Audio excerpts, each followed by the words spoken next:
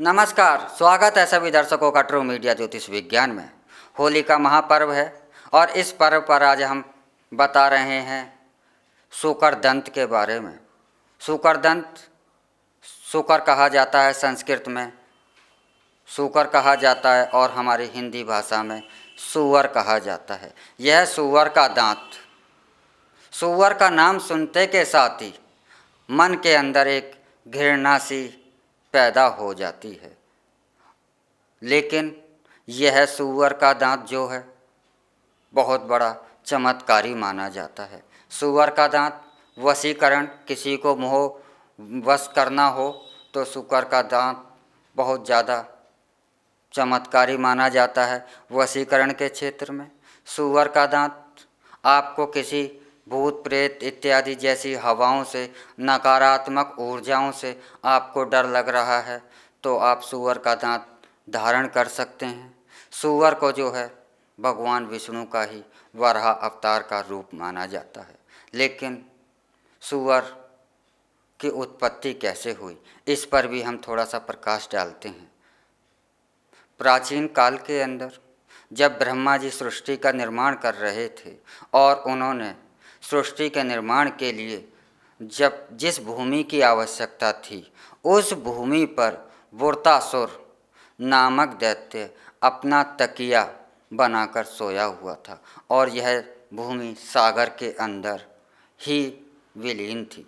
क्योंकि हमारे जो 10 अवतार हैं सनातन धर्म के, वह एक प्रकृति का संकेत देते हैं। प्रकृति कैसे यह हमारी दुनिया अस्तित्व में आई, पूरा का पूरा एक इतिहास है। जैसे कि इससे पहले जो भगवान विष्णु का मत्स्य अवतार था, वह अवतार था कि इसका अर्थ आज भी विज्ञान मानता है कि हम सभी जीव सबसे पहले पानी के अंदर ही पनपे और पानी के से ही बाहर निकलकर हमने पृथ्वी पर आए। तो जब वृत्रासुर उस जमीन पर तकिया बनाकर सो रहा था, इतना विशाल था, और उसने अपने चारों ओर विष्ठा का, मल का बहुत बड़ा ढेर लगा दिया था। बहुत बड़े भूभाग में विष्ठा ही विष्ठा फैला दी थी। वह इसलिए अपने चारों ओर फैला रखी थी ताकि कोई भी देवता या कोई भी उसके पास ना आए, और इस विष्ठा के कारण सभी देव और सभी शक्तियाँ वृत्रासुर तक जाने पर समर्थ नहीं हो रही थी। तब ब्रह्मा जी ने विष्णु का ध्यान करते हुए सूअर का अवतार किया, क्योंकि सूअर ही एक ऐसा जीव था जो कि विष्ठा को खत्म कर अंदर तक जा सकता था। तो इसी विष्ठा को नष्ट कर भगवान विष्णु ने इसी विष्ठा को नष्ट कर और वृत्रासुर का अंत कर जल में से इस भूमि को बाहर लेकर आए, और जिस पर कि आज जीवन, हमारी यह पृथ्वी पर जीवन आरंभ हुआ धरती पर। तो इसी सूअर का दांत जो है भगवान विष्णु के रूप में ही अगर धारण किया जाए तो इस सूअर के दांत से आपको वशीकरण के क्षेत्र में भी बहुत ज़्यादा सफलता मिलती है। जो भी सूअर का दांत अपने गले में धारण कर रखता है वह सामने वाले को अपने आप में वशीभूत कर लेता है। सूअर का दांत धारण करने से नकारात्मक ऊर्जाओं का नाश होता है। जहाँ भी सूअर का दांत जिसने भी धारण किया हुआ होता है उस पर नकारात्मक ऊर्जाएं प्रभावित नहीं करती हैं, और यह नज़र टोने टोटके जैसे अगर किसी ने प्रयोग आप पर किए हुए हैं तो सूअर का दांत धारण करने पर ऐसे प्रयोग निसफल हो जाते हैं। यह प्रयोग टोने टोटके के यह प्रयोग कामयाब नहीं होते, और इनसे सूअर का दांत जो है सुरक्षा रखता है। आपके व्यापार की वृद्धि भी सूअर के दांत को धारण करने से होती है। तो सूअर का दांत इतना चमत्कारी माना जाता है। अब हम बात करते हैं इस सूअर के दांत को आप कैसे सिद्ध करें। सूअर के दांत को सिद्ध करना बहुत सरल है। इसमें आपको किसी भी खास विशेष क्रिया की आवश्यकता नहीं होती।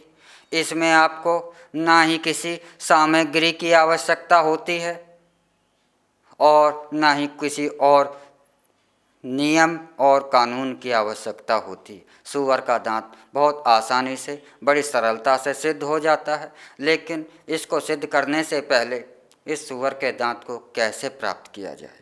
सूअर का दांत सूअर पालने वालों से आपको प्राप्त हो सकता है, लेकिन सूअर का जो दांत सर्वश्रेष्ठ वह दांत माना जाता है कि जब सूअर की अपनी स्वाभाविक मृत्यु हो जाए, तब उस सूअर का दांत प्राप्त किया जाए तो वह दांत सबसे ज़्यादा शुभ और सर्वश्रेष्ठ माना जाता है। इस क्रिया के लिए आप ऐसा दांत प्राप्त कर सकें तो यह आपके लिए बहुत ही अच्छा होगा, क्योंकि यही सर्वश्रेष्ठ दांत होता है धारण करने के लिए। इसको सिद्ध करने के लिए आपको कुछ नहीं करना है। एक साधारण सा कोई भी आसन आप लें रात्रि के समय होली की, और अपने बाएं हाथ में सूअर का दांत लें और सामने एक लोटा जल लें।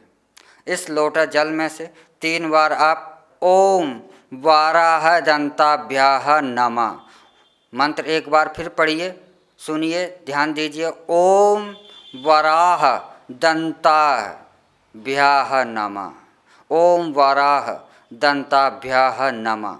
इस मंत्र का 108 बार आप जाप कर लीजिए और भगवान विष्णु के वराह अवतार को प्रणाम कर उनसे अपनी प्रार्थना, मन की कामना कहकर इस दांत को ताबीज में बनवा करके आप गले में धारण कर लीजिए। और इससे आपको जो भी आपको सिद्धि चाहते हैं, जो भी मन की कामनाएं हैं, सूअर का दांत इन कामनाओं को पूर्ण करने में सक्षम माना जाता है। ऐसा विश्वास काफ़ी समय से लोगों के बीच में प्रचलन में है। इसी के साथ हम आपसे इजाज़त लेते हैं और अगले एपिसोड में हम फिर मिलेंगे एक नए विषय के साथ, एक नई जानकारी के साथ।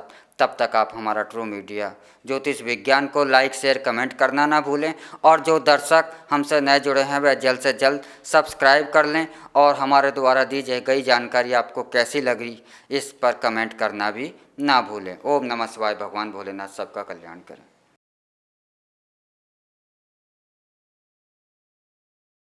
अगर आप ये वीडियो YouTube पर देख रहे हैं तो हमारे चैनल को सब्सक्राइब करें और बेल आइकन को दबाना ना भूलें। अगर आप Facebook पर ये वीडियो देख रहे हैं तो हमारे पेज को लाइक करें।